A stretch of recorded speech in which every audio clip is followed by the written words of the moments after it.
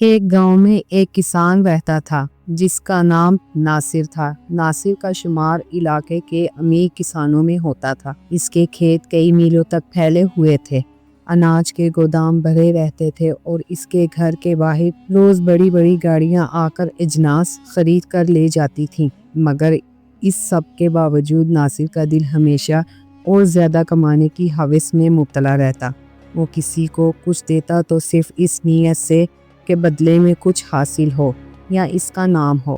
ایک دن ناصر کے گاؤں میں ایک درویش بزرگ آئے۔ وہ دھوپ میں ننگے پیر کندھے پر ایک تھیلا لیے گاؤں کے دروازے پر کھڑے تھے۔ انہوں نے آتے ہی صرف اتنا کہا، یہ بستی آزمائش میں ہے، ہر دل اپنے راز میں چھپا بیٹھا ہے، مگر وقت قریب ہے جب اللہ ہر چہرہ آئینہ بنا دے گا۔ ناصر ان باتوں کو ہنسی میں اڑا کر آگے بڑھ گیا۔ اسی شام اس نے اپنے نوکروں سے کہا، آج کل خیرات کا بہت چرچا ہے، تم لوگ جا کر آس پاس کے فقیر تلاش کرو اور ہر ایک کو ایک ایک تھیلی دو، لیکن ہر تھیلی میں سستا سا آٹا ہو اور اوپر کی سطح پر تھوڑے سے خشک میوے رکھ دینا، تاکہ جب تھیلی کھولے تو واہ واہ ہو، نام میرا ہو، خرچ کم ہو۔ نوکر ویسا ہی کرتے رہے۔ تھیلیاں بانٹ دی گئیں اور گاؤں میں بات پھیل گئی کہ ناصر نے دریا دلی دکھائی ہے۔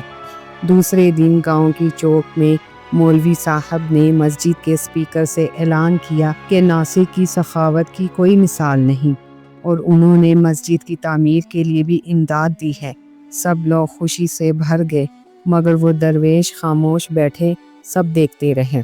اگلے ہفتے ناصر نے ایک سوداگر کے ساتھ لین دین کا بڑا سودا کیا۔ وہ چاہتا تھا کہ یہ سوداگر اسے 10 گنا منافع دے، مگر اس سوداگر نے وعدہ خلافی کی اور ناصر کو لاکھوں کا نقصان ہو گیا۔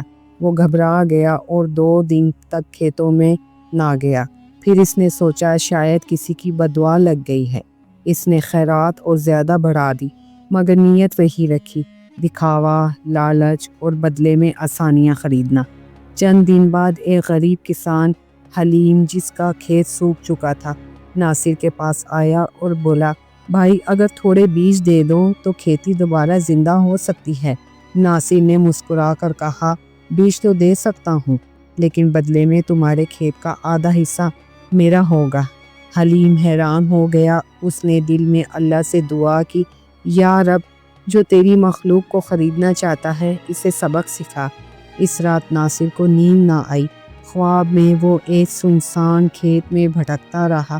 ہر سمت اندھیرا تھا اور آواز آئی، جو خیر کا سوداگر بنتا ہے اس کے اعمال تجارت بن جاتے ہیں، اور اللہ کی راہ میں تجارت نہیں چلتی، صرف اخلاص چلتا ہے۔ صبح آنکھ کھلی تو دل پریشان تھا۔ کچھ دن بعد اس کے گودام میں آگ لگ گئی۔ جو کچھ بچا وہ بارش میں بھیگ کر خراب ہو گیا۔ سوداگر جس سے اس نے وعدہ کیا تھا پوری رقم ہڑپ کر کے غائب ہو چکا تھا۔ ناصر تنہا، خاموش اور شرمندہ بیٹھا تھا۔ پھر وہی درویش ایک بار پھر گاؤں آئے۔ ناصر جو کبھی ان کا مذاق اڑاتا تھا اب ان کے قدموں میں بیٹھ گیا۔ بولا، بابا جی، میں نے سچ جانا، میرا ہر دیا گیا صدقہ، ہر خیرات، ہر مدد، سب صرف لالچ تھی۔ دل میں اخلاص نہ تھا۔ زبان سے اللہ کا نام لیتا تھا، دل سے دنیا کا۔ درویش نے آنکھیں بند کر کے کہا، اب بھی وقت ہے، نیت بدلو، زمین پر ہاتھ رکھو، دل کو خالی کرو، اور پھر جو کچھ دو اسے اللہ کی امانت سمجھ کر دو۔ ناصر نے وہی کیا۔ اس بار اس نے خاموشی سے بغیر کسی کو بتائے حلیم کے گھر بیج اور کھاد بھجوا دی، مسجد کی تعمیر میں اپنا حصہ گمنام دیا، اور ہر روز 2 روٹیاں ایک تھیلی میں رکھ کر کسی غریب کے دروازے پر رکھ آتا، بنا نام، بنا پہچان۔